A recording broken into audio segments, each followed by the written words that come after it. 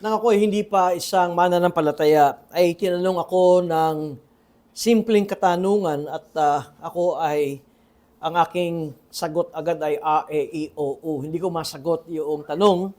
At ang tanong ay, ano sa tingin mo ang dahilan kung bakit ikaw ay buhay? O ikaw ay nabubuhay? O ikaw ay may hininga? Bakit ka nasa mundong ito? Bakit ka humihinga at nabubuhay? Of course, ang mabilis na nasa aking isipan ay para kung ako'y, noon ako'y tinanong, ako'y may asawa at mga anak na, para ingatan at alagaan at buhayin ang aking mga mahal sa buhay. At para ako mag-enjoy din sa aking buhay sa mundong ito.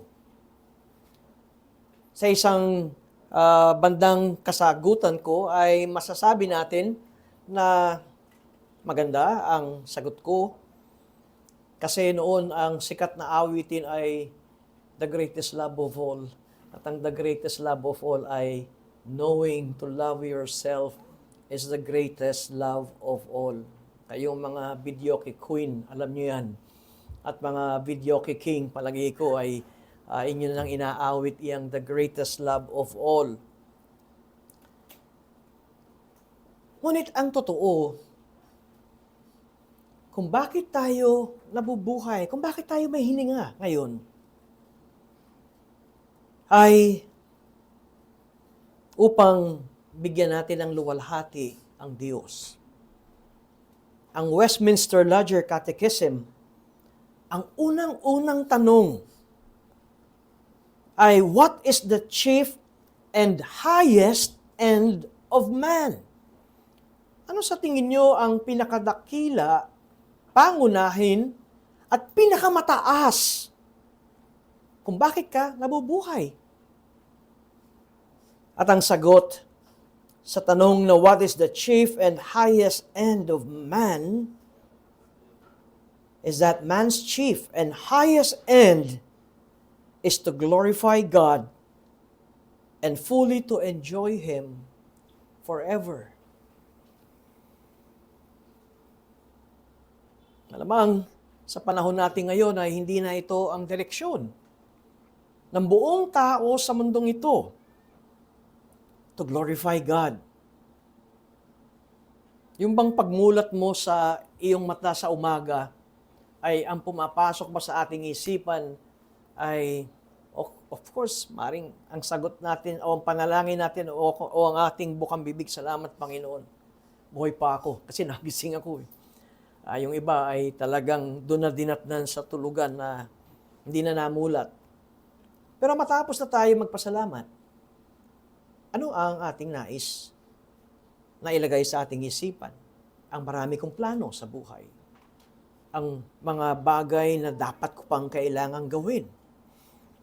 Or para sabihin, ang araw na ito ay araw na para luwalhatiin kita, Diyos. At itong nawawala sa ating kapanahunan,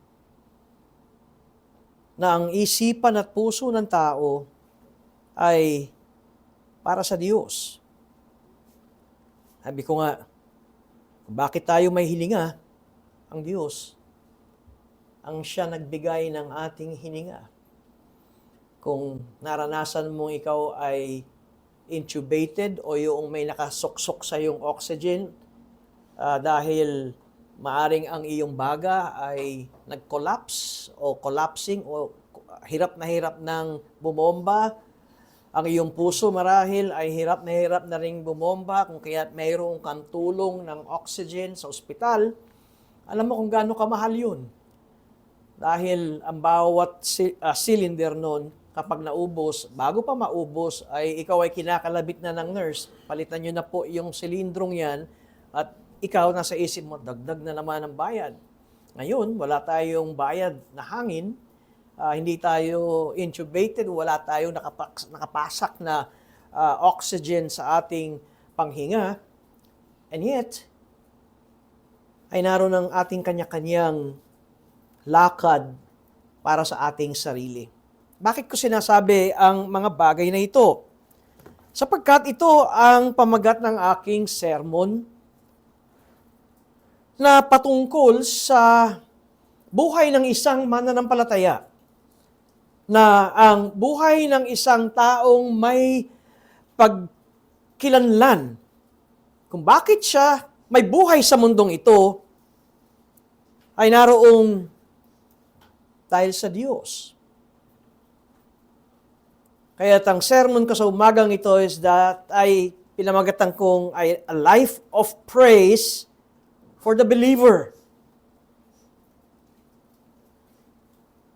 Masusukat natin kung ang isang tao ay masasabi natin na mananampalataya sa Diyos o yung anak ng Diyos. Masusukat natin ito kung ang buhay niya, ang nangingibabaw sa kanyang buhay ay ang pagbibigay ng papuri sa Diyos.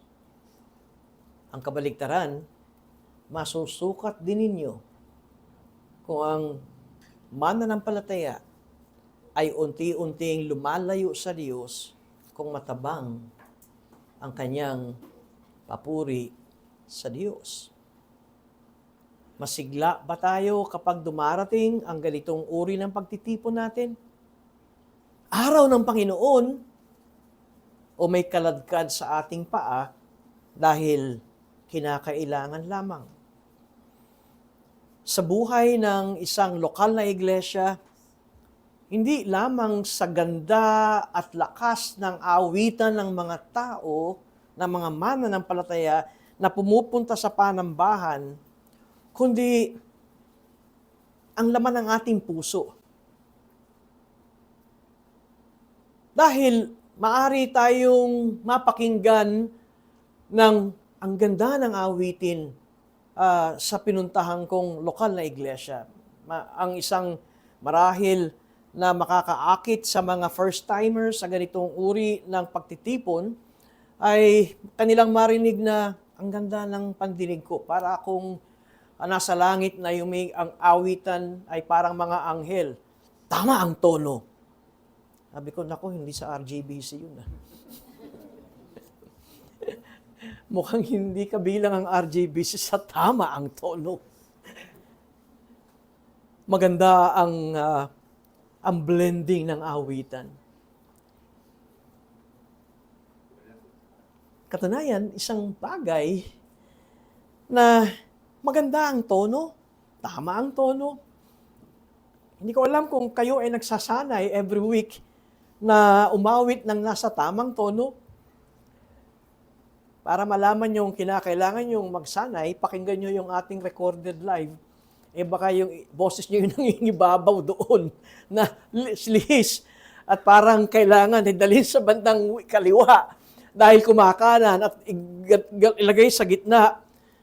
At sasabihin mo sa sarili mo, more practice, Lord. Kailangan kong tama ang aking tono.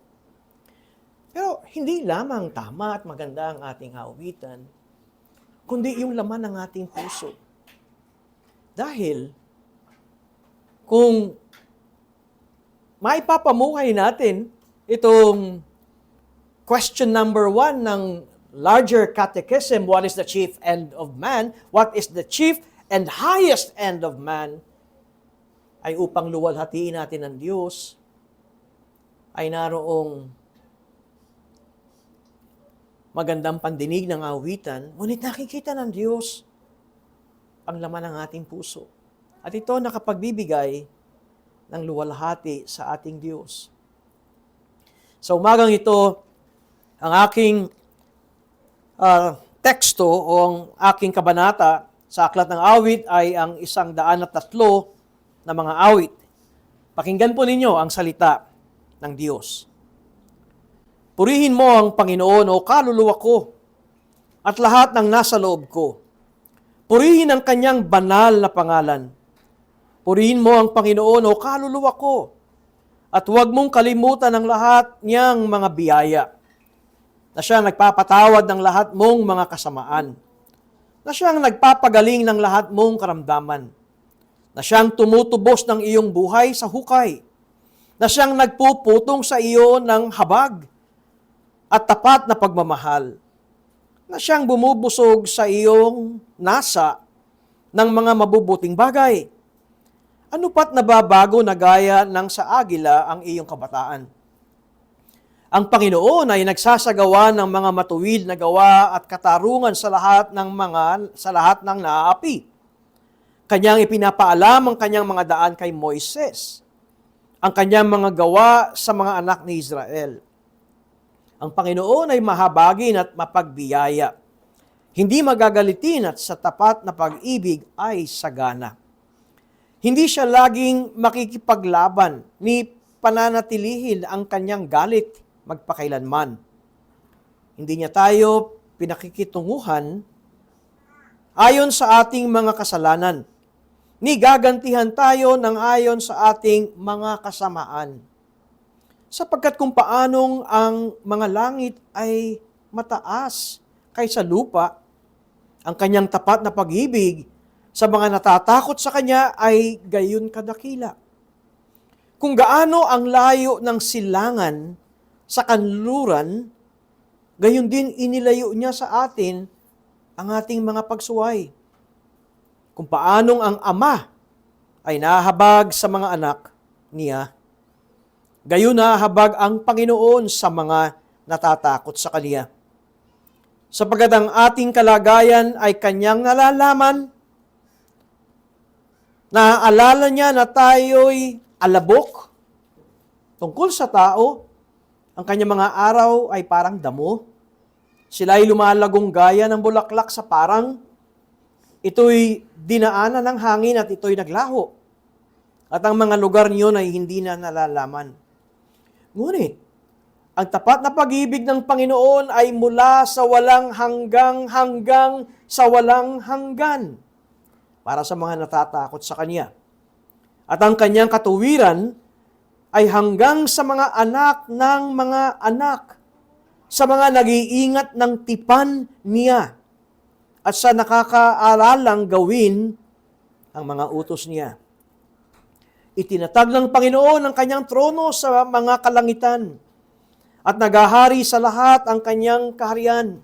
Purihin ninyo ang Panginoon, kayong mga anghel niya, kayong mga makapangyarihan sa kalakasan na gumaganap ng kanyang salita, na nakikinig sa tinig ng kanyang salita. Purihin ninyo ang Panginoon, kayong lahat ng hukbo niya, kayong mga lingkod niya, na nagsisigawa ng kanyang kalooban. Purihin ninyo ang Panginoon sa lahat ng kanyang mga gawa, sa lahat ng dako ng kanyang kapamahalaan. Purihin mo ang Panginoon, o kaluluwa ko. Pagpalain nawa ng ating Panginoon ang kanyang banal na salita. Ito ay bahagi pa rin ng tinatawag natin na Book 4 ng Aklat ng Awit. At nakikita natin na ang hanay na ito ng Aklat ng Awit na ito ay nasa panahon nang sila ay mga bihag pa at bihag ng bansang Babylonia. Ngunit nakalagay dito sa ibabaw ng ating kabanata ay awit ni David. Nung ang mga Israelita, ang mga Hudyo ay dinala sa Babylonia at sila ay bihag, si David ay wala na. Kaya kung ito ay tatanggapin natin na ang may katha nito at ang awit na ito ay awit ni David dahil si David ay hindi lamang hari, hindi lamang siya pastol, meron siyang angking talento ng musika at pag-awit. Si David was a musician. At ang kanyang talentong ito ay kanyang ginamit na mabigyan ng luwalhati at samba ang Diyos. At ang editor nito, kung tatawagin ko, ay inilagay ito sa hanay ng ika-4 na aklat o Book 4 na ang mga Israelita ay bihag. Matandaan natin na sila po ay 70 years na bihag sa Babylonia. At ang tema ng kabanatang ito ay ang pagbibigay ng papuri sa Diyos. At mayroong tinatawag ang mga teologo na yung term nila na para bang yung inclusio o yung bookmark. Ang ibig kong sabihin ay tignan nyo kung ano yung simula at tignan nyo kung ano yung hulihan. At dito sa kabanatang ito ay nandoon sa verse 1, purihin mo ang Panginoon o kaluluwa ko. At pagdating ng verse 22, sa huling linya, purihin mo ang Panginoon o kaluluwa ko. Kaya masasabi natin na ang kabanatang ito ay pagbibigay ng papuri sa Panginoon. At tinawag niya ito na pagpuri o kaluluwa ko. Kapag nabanggit ang pagpuri ng o kaluluwa ko, ang ibig sabihin nito ay ang kaluluwa ay ito ang iyong buong pagkatao at hindi lamang buong pagkatao ang tinutukoy ng kaluluwa. Minsan ang pagkagamit sa Biblia, kapag nabanggit ang kaluluwa, ang iniisip kagad natin ay multo. At malapit na All Souls Day. At yan ay pinagdiriwang ng napakaraming mga bansang nasa ilalim ng Katoliko, October 31 yun. At kung ikaw naman ay nasa kabataan, mas gusto mong i-celebrate yung Halloween, yung mga nakakatakot. At All Souls Day ay yung mga patay, mga kaluluwa na. Pero ang pagkagamit sa banal na kasulatan ng kaluluwa ay hindi yung kaluluwang mga patay. Ang kaluluwa ay ang tao, ikaw. At ikalawa na pagpapaliwanag o kahulugan ng kaluluwa ay patungkol sa maaring tinatawag natin panloob mo or internal organs. Kaya kapag nabanggit na kaluluwa ko, ang ideya nito ay ikaw na tao, ngunit ikaw bilang taong buong buo at kasama rito ang iyong kaisipan. And so it enlists every thought, faculty, power, puso mo, pati damdamin mo. At kapasyahan mo, even your conscience, ay naroong purihin mo ang Panginoon. Kaya hindi lamang bibig ang ginagamit natin sa pagbibigay ng papuri, kung hindi buong pagkatao mo, pati sa kaloob-looban mo, ikaw ay magbigay ng papuri. Ngayon, nabanggit ko kanina, makikita natin na kung bakit tayo ay tao at kung bakit ang isang makasalanan niligtas ng Diyos ay upang siya ay bigyan ng papuri at parangal. At sa isang panig ay makikita natin ang hindi mga anak ng Diyos. Wala silang panahon ng pagbibigay sa papuri sa Diyos. Ngayon, bakit tayo ay magpupuri sa Diyos? Dahil sabi sa talatang 2, purihin mo ang Panginoon o kaluluwa ko at huwag mong kalimutan ang lahat niyang mga biyaya. Ang isang proper understanding kapag binabasa natin ang Old Testament passages or Old Testament books, ay tignan muna natin, ilagay muna natin sa kapanahunan nila. Kaya magandang meron tayong knowledge patungkol sa historical theology o historical background. At alam natin kapag ito ay nailagay sa Book 4, sila ay mga bihag. Sila ay mga bihag at nasa malayong bayan. At wala lang silang may pagmamalaki. Dahil talagang sa loob ng 70 taon, ang kanilang yabang, ang kanilang kapangyarihan dati kapag nabanggit si Haring David at saka si Haring Solomon, wala na tayong kakayanan na sila ay tapatan. Ngunit yun ay matagal nang wala. At ngayon, halos pati ang kanilang pagiging bayang Israel ay burado na. Ang Jerusalem ay wasak. Kaya nga sabi sa banal na kasulatan, ang mga nakakakita at dumadaan sa Jerusalem napapailing. Ang sinasabi nila, dati ang lugar na ito ay talagang napakaningning at talagang kahanga-hanga. Ngayon, wasak, durog ang mga bato. Wasak ang templo. And yet, ang editor ng awit ay nilagay ito sa Book 4 at nagbibigay ng papuri sa Diyos at sinasabi niya kung bakit siya nagbibigay ng papuri sa Diyos. Huwag ninyong kalimutan ang lahat niyang mga biyaya. At anong biyaya ang tinutukoy dito? Sa talatang 3 na siyang nagpapatawad ng lahat mong kasamaan, na siyang nagpapagaling ng lahat mong karamdaman, na siyang tumutubos ng iyong buhay sa hukay, na siyang nagpuputong sa iyo ng habag at tapat na pagmamahal, na siyang bumubusog sa iyong nasa ng mga mabubuting bagay. Ano pat nababago na gaya ng agila ang iyong kabataan? Kung ilalagay natin ang timestamp o yung kapanahunan nitong awit na ito sa Book 4, ay ang larawan ng Israel na walang may pagmamalaki. Pero nagpupuri sila sa Diyos.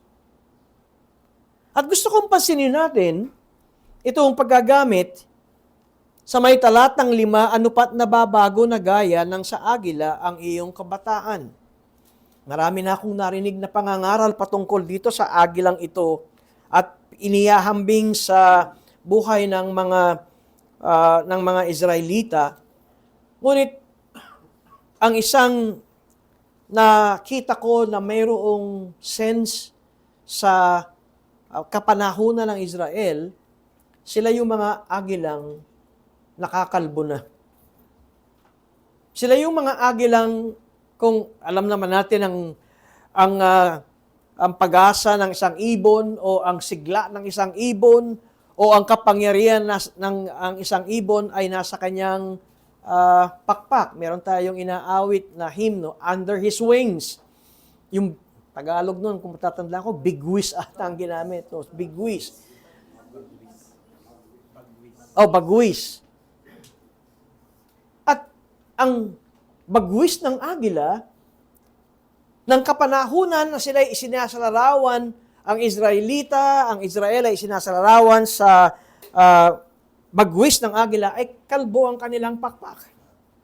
Ngunit dito ay ipinapakitang nababago tulad ng sila'y mga bata. Kaya kung gagamitin natin ang ating imahinasyon, ito ang agilang nalagas ang balahibo, nalalagas ang pakpak, at ngayon ay unti-unting tumutubong muli ang kanilang pakpak. At ito ang sinasabi ng kabanatang ito. Ang dahilan kung bakit naroong kanyang sinasabing, purihin mo ang Panginoon o kaluluwa ko, ay dahil sa mga biyaya na kanilang nararanasan. At ano ang mga biyayang ito? Una, na sila'y napatawad ng lahat ng kanilang kasamaan. Bakit ba sila nadala sa Babylonia? Bakit ba sila naging bihag? Bakit ba nawasak ang Israel? Dahil sa kanilang kasalanan. Dahil sa paglabag nila sa tipan ng Diyos. Mababasa natin yan sa Deuteronomio. Na ang dahilan kung bakit mayroon silang ganitong uri ng kalagayan ay dahil kanilang nilabag ang tipan ng Diyos. Kung makikita ko ito, at ito ay nasa Deuteronomio,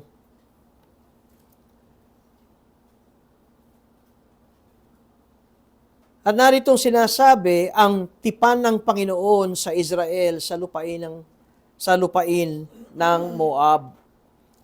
At ito ang sinabi, kung kayo ay tatalikod sa Diyos, ito ang mangyayari sa inyo.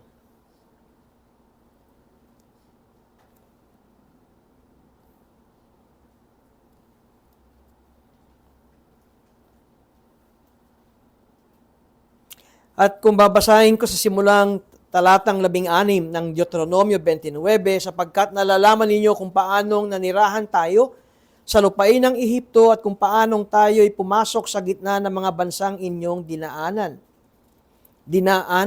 Verse 17, at inyong nakita ang kanilang mga karumal-dumal na bagay at ang kanilang mga Diyos-Diyosa na yari sa kahoy, bato, pilak at ginto na nasa gitna nila.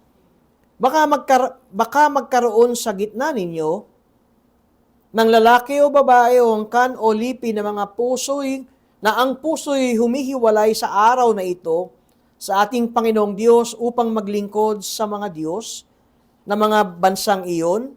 Baka magkaroon sa gitna ninyo ng isang ugat na nakakalason at ng mapait na bunga kapag kanyang narinig ang mga salita ng sumpang ito, ay kanyang basbasa ng kanyang sarili sa kanyang puso na sasabihin, ako'y magkakaroon ng kapayapaan bagaman ako'y lumalakad sa pagmamataas ng aking puso. Makapagpapaalis ito ng basa-basa at pagkatuyo. Ngayon, ano ang sinasabi dito ni Moises? Sasabihin ninyo na basta ako'y sumama sa grupo ng mga mananamba sa Diyos, okay na yon. Para bang hindi halata na ako ay namumuhay ng tuyo. Ito ang kwento na naroon ang blessing ng Diyos sa bayang Israel, ngunit mayroon sa bayang Israel na namumuhay ng tuyong pamumuhay, pagre-rebelde sa Diyos. Sa verse 19, na kapag kanyang narinig ang mga salita ng sumpang ito ay kanyang basbasa ng kanyang sarili, tingnan nyo, sasabihin niya sa kanyang sarili, at ito'y ilalagay niya sa kanyang puso, ako'y magkakaroon ng kapayapaan, bagaman ako'y lumalakad sa pagmamatigas ng aking puso. Makapagpapaalis ito ng basa-basa at pagkatuyo. At ang sabi sa verse 20, hindi siya patatawarin ng Panginoon, kundi ang galit at paninibugho ng Panginoon ay mag-uusok laban sa taong iyon. Nakita niyo, ganun yung galit ng Diyos. Na yung kung tayo may galit ng buntong hininga, ang pagsasalarawan dito parang dragon yung galit ng Diyos. At ang sabi rito ay,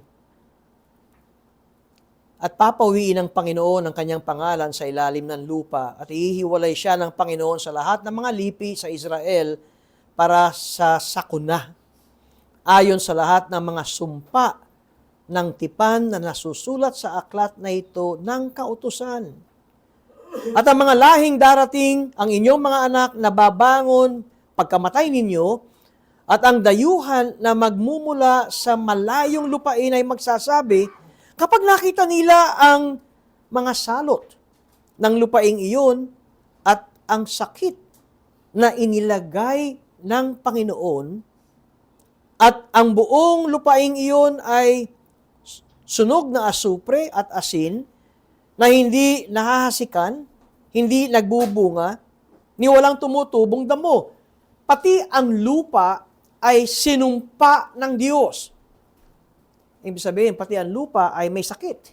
Hindi lamang ang karamdaman ng tao, kundi pati ang kanilang tinutuluyan ay mayroong sakit, gaya na nangyari sa pagkawasak ng Sodoma at Gomora. Kaya't lahat sa verse 24, lahat ng mga bansa ay magsasabi, bakit ginawa ito ng Panginoon sa lupaing ito? Ang sabi ko nga, ito ay nagsimula at nakilala silang makapangyarihang bayan, ngunit ngayon, bakit ginawa ito ng Panginoon sa lupaing ito? Ano ang dahilan ng pagpapakita ng ganitong matinding galit? And verse 25, kaya't sasabihin ng mga tao, sapagkat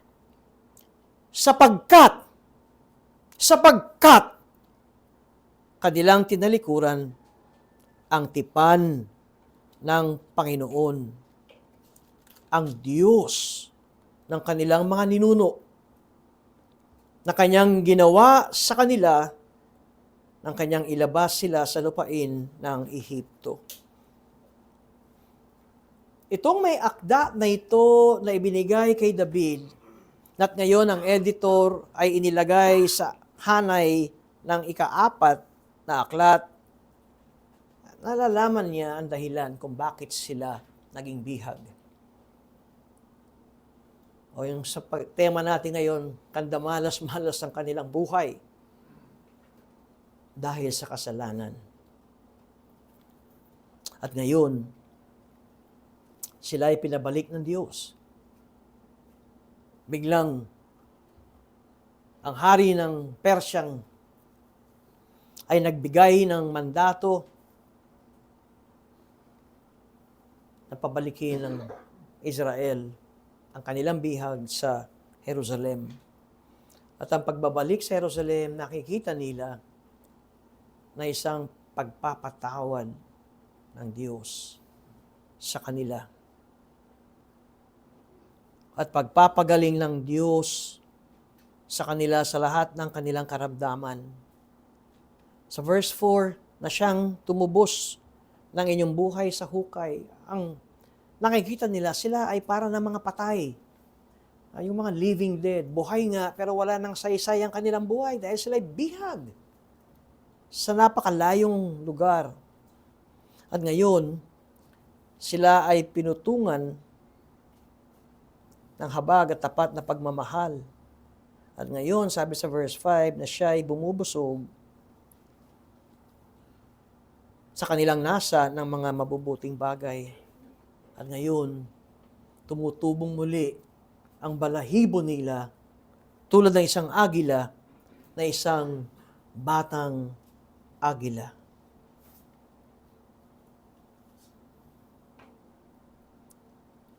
Kung tayo ay agad na mag-a-apply sa buhay natin bilang mananampalataya, ganito ba ang ating pagkaunawa kung bakit tayo born again? Ganito ba ang ating pagkakilala kung bakit ipinanganak tayong muli? Alam natin ang ipinapanganak, ang powers ay wala doon sa sanggol. Di ba? Ang nagsisilang ay ang nanay. At para ikaw ay maging bata, maging sanggol sa sinapupunan, ikaw ay ginawa ng iyong tatay at nanay. Ngayon, ang born again ay ang spiritual na kamatayan, kapanganakan, ang gumawa sa iyo ay ang Diyos. At ito ang born again. Ngayon, kung sinasabi mong ikaw ay born again, at naliliwanagan ka sa buhay mo ngayon bilang isang anak ng Diyos, na ang Espiritu ng Diyos ay nananahan sa iyo. At naroon ang iyong pagpapahayag na sinasabi mong ako'y makasalanan at handa akong pagsisyan at talikuran ng aking kasamaan. At ang sabi sa bagong tipan, ang sino mang sumampalataya kay Jesus, ang salitang sumampalataya, ang sino mang pinagsisiyan ng kanyang kasalanan at sumampalataya kay Jesus ay binigyan ng karapatang maging anak ng Diyos.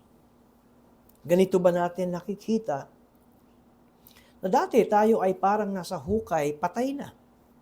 Si Pablo, nung sumulat sa mga iglesia, ang sabi niya sa mga mananampalataya, nung araw kayo mga patay. Kayo ay mga patay. Anong patay? Patay sa espiritu. Ngunit ngayon, kayo ay buhay. Ang tanong ko talaga ay, ganito ba ang direksyon ng ating buhay?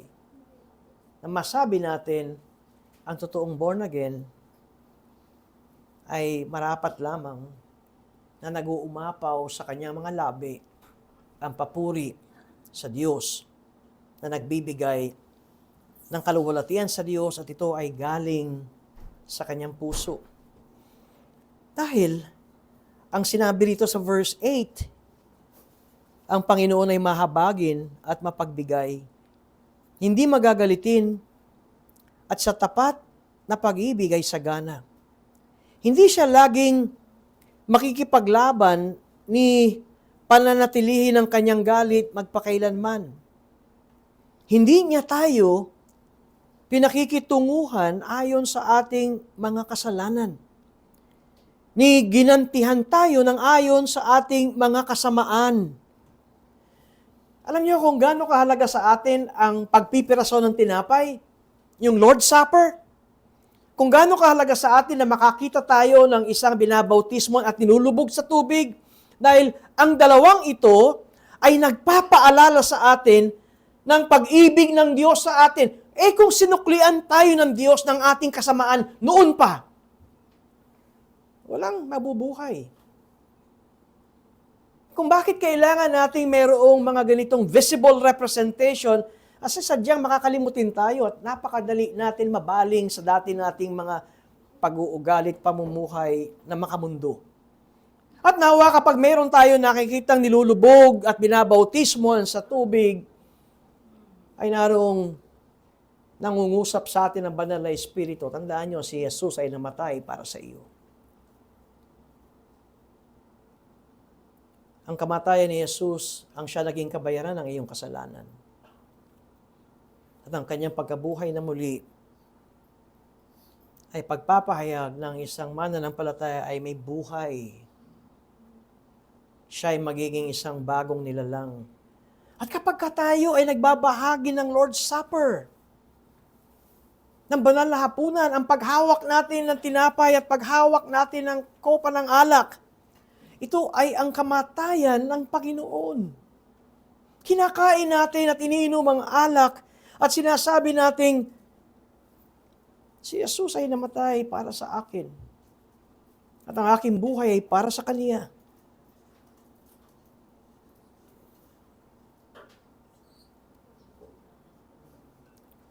Kung tatapatan ng Diyos ang ating mga kasalanan, kung gagantihan tayo ng Diyos ayon sa ating mga kasamaan, ay wala na tayo. Ngayon, iniisip ko rin na yung mga katulad ng sinasabi nitong mga awit nito, yung katulad ng binasa ko kanina sa Deuteronomio 29, na sinabi ni Moises, kung sasabihin ninyo na sasama kayo sa pulutong ng mga mananamba sa Diyos, pero ikaw ay namumuhay ng taliwas at sasabihin mo, may kapayapaan ako, tandaan mo, alam ng Diyos at nakikita ng Diyos ang iyong gawa. At ikaw ay hahatulan ng Diyos. Pero sa verse 8 na ito, ay naroon ang pagpapahayag kung sino ang Diyos. Matandaan ninyo nung sinabi ni Moises, Panginoon, gusto kitang makita.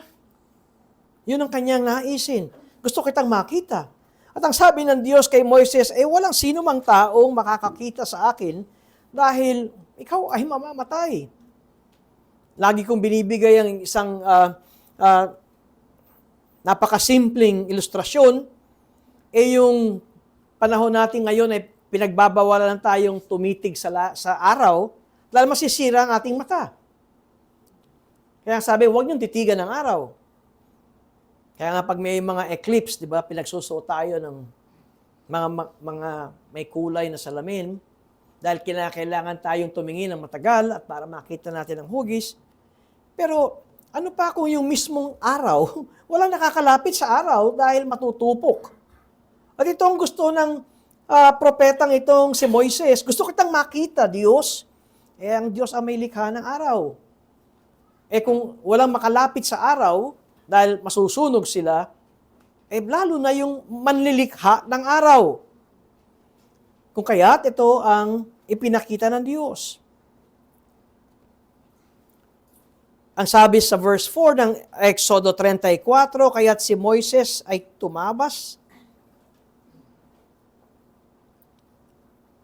ng 2 tapyas na bato na gaya ng una, kinaumagahan siya ay bumangon ng maaga at umakyat sa bundok ng Sinai, gaya ng iniutos ng Panginoon sa kanya at hinawakan ng 2 tapyas na bato. At sa verse 5, ang Panginoon ay bumaba sa ulap at tumayong kasama niya roon at ipinahayag ang pangalan ng Panginoon. Pangalan ng Panginoon. Sa verse 6, ang Panginoon ay nagdaan sa harapan niya at nagpahayag. Ang pangalan ng Panginoon.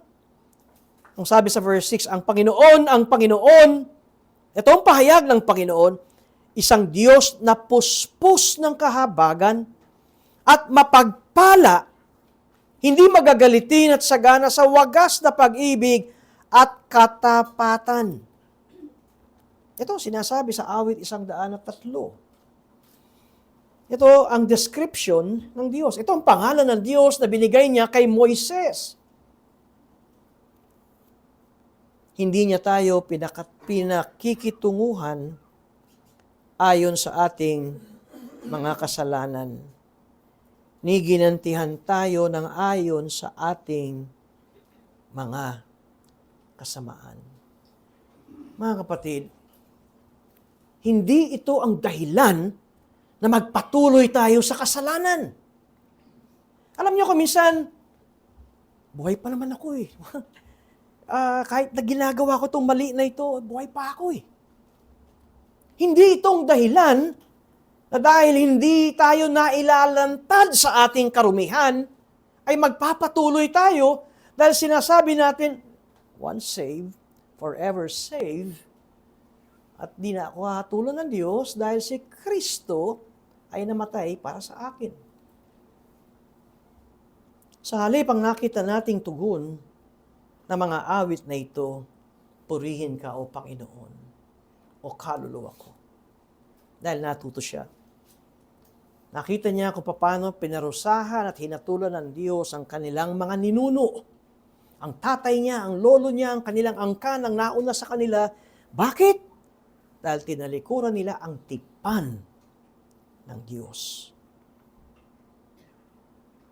Pagdating ng talatang 11 hanggang talatang 13, sapagkat kung paanong ang mga langit ay mataas kaysa lupa, ang kanyang tapat na pag-ibig sa mga natatakot sa kanya ay gayon kadakila, kung gaano ang layo ng silangan sa kanluran, gayon inilayo niya sa atin ang ating mga pagsuway. Kung paanong ang Ama ay nahahabag sa mga anak niya, gayon nahahabag ang Panginoon sa mga natatakot sa Kanya. Tingnan niyo kung paano nagbigay ng pagsaslarawan ang mga awit na ito ng Kanyang pagpapahayag at pagtuturo ng pagmamahal ng Diyos. Una, kung paanong ang langit ay mataas kaysa lupa. Kaya ba nating sukatin yun? May nakasukat na ba nito? Meron tayong isang spaceship, yung Jason Webb, JWT, Spaceship Telescope, na sinasabi na ng gumawa nito ng NASA, hindi na babalik ng Pilipinas ito. Or rather ng kanilang sa Houston, Texas, sa Amerika, hindi na babalik sa mundo ito. Itong spaceship na ito na kumukuha ng mga larawan, kung minsan pag nakita nyo, maaari sa social media, yung mga larawan ang kuha ng JWT.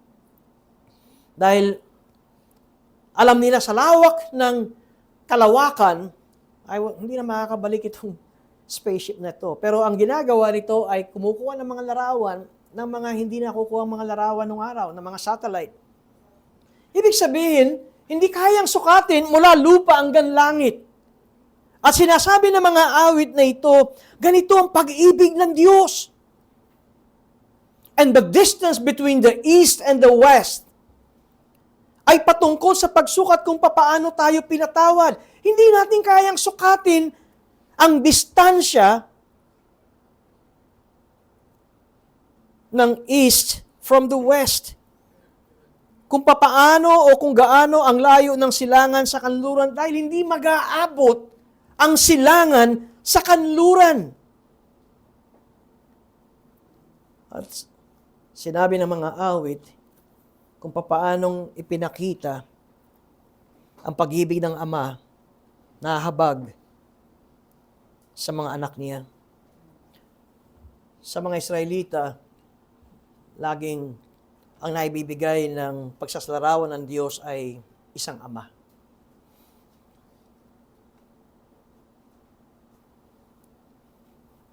Gaano ang pag-ibig ng Diyos sa atin na pasaway.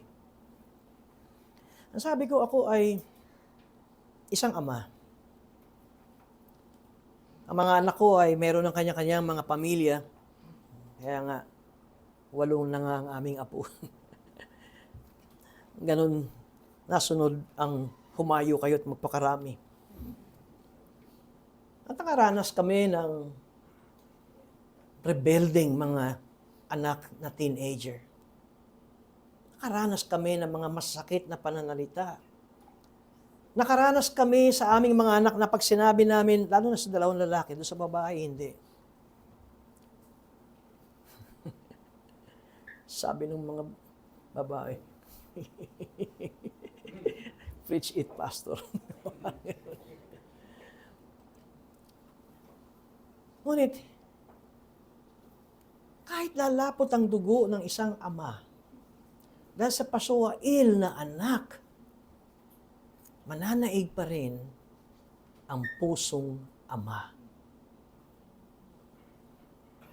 At ito ang isinasalarawan ng mga awit na ito. Alam niyo kung gaano kalupit ang ginawa ng bayang Israel? Nilapastangan na nila ang Diyos na kanilang ama kung kaya't sila ay nasa malayong bansa at naging bihag ng 70 taon. At ngayon sila ay pababalikin sa Jerusalem at kanilang sinasabi, ganito ang pag-ibig ng aming amang Diyos.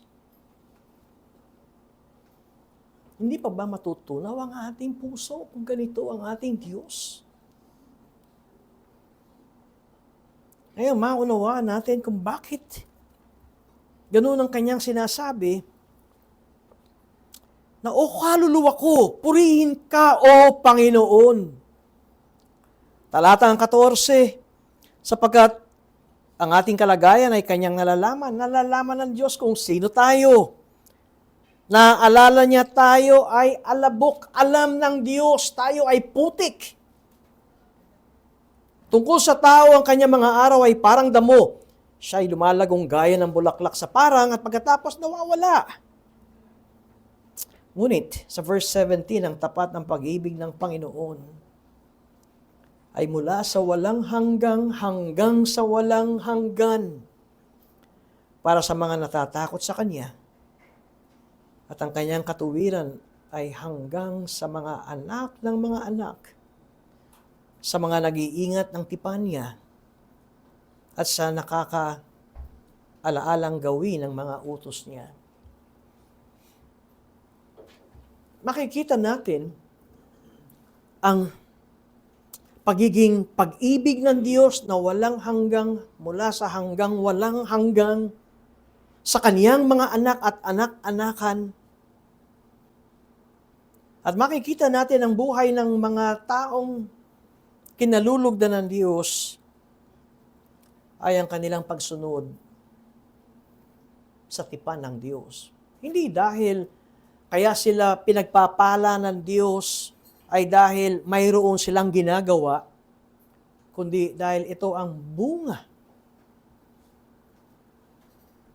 ng pag-ibig ng Diyos sa kanila. Nagising ang mga awit na ito.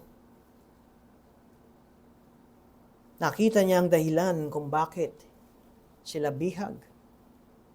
At ngayon sinasabi niyang ang pag-ibig ng Diyos hindi kayang sukatin. Kami na ang pinakamasama sigurong bayan sa mundong ito. Ngunit ipinamanas pa rin ng Diyos ang kanyang pag-ibig sa amin.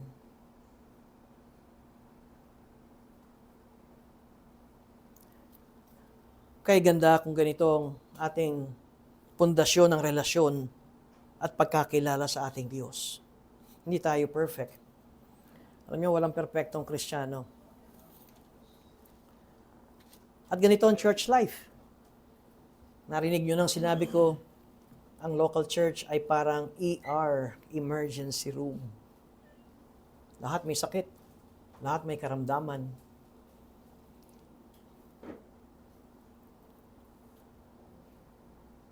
At dito'y makikita natin ang makapangyarihang Diyos na nangunang humakbang at nagpakita at nagpamalas ng kanyang pag-ibig sa isang napakasamang bayan. At ngayon, ang bayang ito ay nagpapahayag, praise the Lord, O my soul, and all that is within me. Kaya ang sermon ko ay the life of the believer should be a life of praise.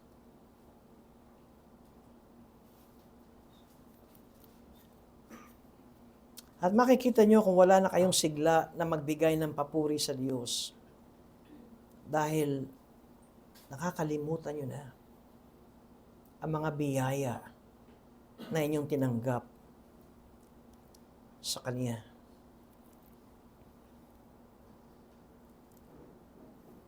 Ang makikita ko dito sa awit 103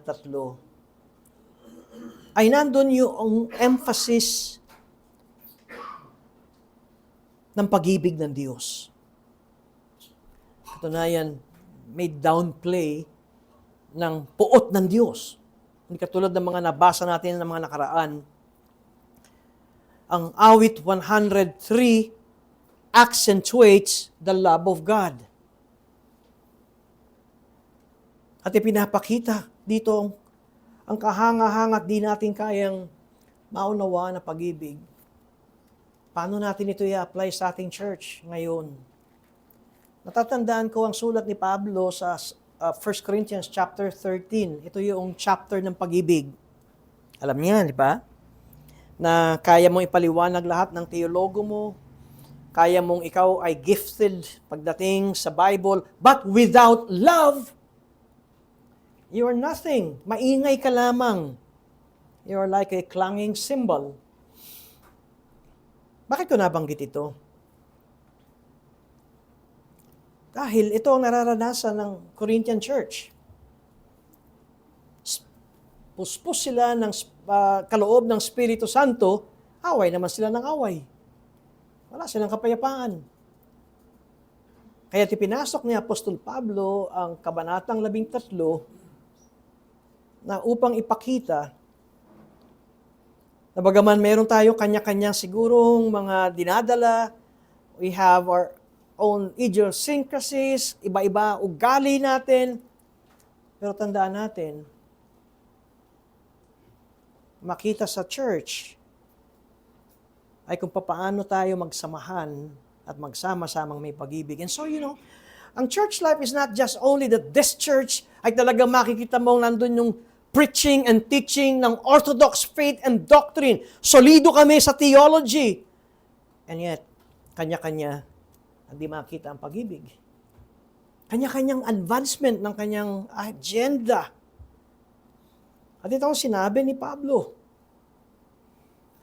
At ito ang tinuturo ni Pablo sa mga mananampalataya sa Korinto. Kapag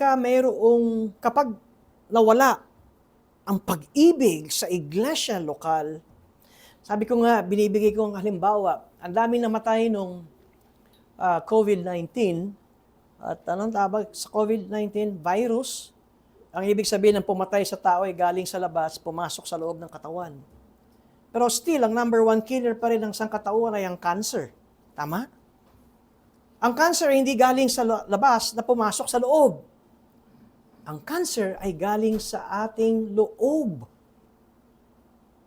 na pumapatay sa ating katawan. At kapag ang church ay nawalan at di nakitaan ng katulad ng tinuturo ni Pablo ng pagmamahalan, pagkakaisa, pagtutulungan, yung one another na sinasabi sa New Testament, bantayan natin ang cancer. Maaring matawag nating meron tayong unchecked resentment. Una ay may tampo lang ako, may sama lang ako ng loob, hanggang sa ito ay maging cancer ng puot at hatred. May awayan ba? may wala bang kapatawaran sa church? Anong sinabi ni Jesus? Ganito kayong manalangin, kundi kayo marunong magpatawad sa mga nagkasala sa inyo, hindi kayo patatawarin ng Diyos. Meron pa rin ba kayong hanggang ngayon na sa inyong puso't isipan? Siguro hindi nyo nakita kung gaano kalaki ang kasalanan na ating nagawa sa Diyos, na tayo'y pinatawad ng Diyos. Kaya siguro ang sasabihin mo, sa langit na lang kami mag-handshake at mag-embrace. That's not the church. Tayo ay nasa totoong mundo. Ang church ay nasa mundong ito. But the church should not be the world. Yung tema ng youth camp ngayon is love not the world. At gayon din, dapat ang church ay nagbabantay na huwag tayong ma-impluwensyahan ng sistema at ugali ng mundo. Sa mundong ito, parang normal na lamang ang sakitan ng tao. Manood na lang kayo ng YouTube, pakinggan nyo ang mga politicians, normal na yan. Reklamo, normal na yan. Walang contentment sa mundong ito, normal na yan. Yung conflict at awayan sa mundong ito, normal na yan. Yung personalan sa mundong ito, normal na yan. Pero hindi yan normal sa church. Kaya't narito ang turo ni Apostol Pablo. Ang sabi ng isang mangaral, tinawag niya 1 Corinthians chapter 13, the rhapsody of love. Kung magulo ang paligid natin, when we are gathered in Christ's name, ay nararanasan natin yung the eye of the storm. Alam niyo yun? Gaano man kung sinasabi natin ng bagyong ito ay super typhoon, merong pagkakataon na pagdumaan ng bagyo ay merong sudden stillness, katahimikan, at biglang lilinaw ang ating kalangitan. At pagkatapos ay ilang oras ay bagyo na naman. Yun yung eye of the storm, dahil kapag tayo ay nasa ilalim ng mata ng bagyo, there is peace. At kung magkakaroon tayo ng tamang perspektibo ng biyaya ng Diyos, ng pag-ibig ng Diyos, at kung magkakaroon tayo ng tamang perspektibo ng pagpapatawad ng Diyos sa atin, hindi tayo magiging vengeful, hindi tayo magiging mapanghiganting tao. Sa halip, tayo ay magiging mga tao na sasabihin natin tulad ng mga awit na ito, purihin mo ang Panginoon, o kaluluwa ko, at lahat ng nasa loob ko, purihin ang kanyang banal na pangalan. Manalangin po tayo.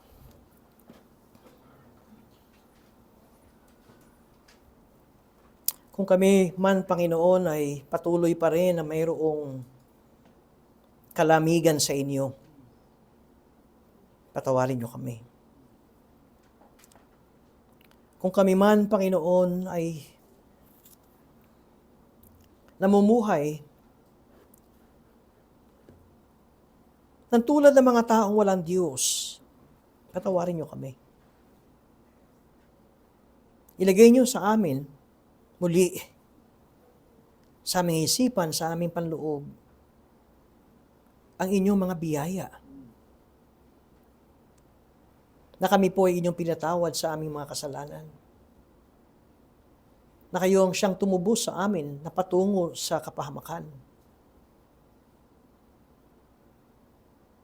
Kayo nagbigay po sa amin ng iba yung kalakasan. Ipaalala niyo sa amin na kung gagantihan niyo ang aming mga kasalanan na nagawa, ay matagal na kaming wala. Ngunit sa inyong pag-ibig na hindi kayang sukatin, tulad ng singtaas ng langit sa kalupaan, ng inyong pag-ibig at pagpapatawad sa aming mga kasalanan ay napakalawak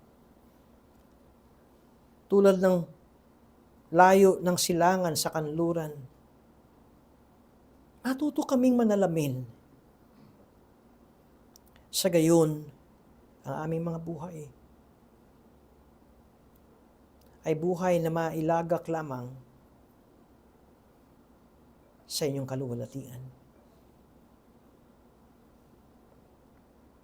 Tulungan niyo kami, Diyos, na habang kami ay nasa mundong ito, habang kami nabubuhay, ang buhay namin ay maging punong-puno ng papuri sa inyo.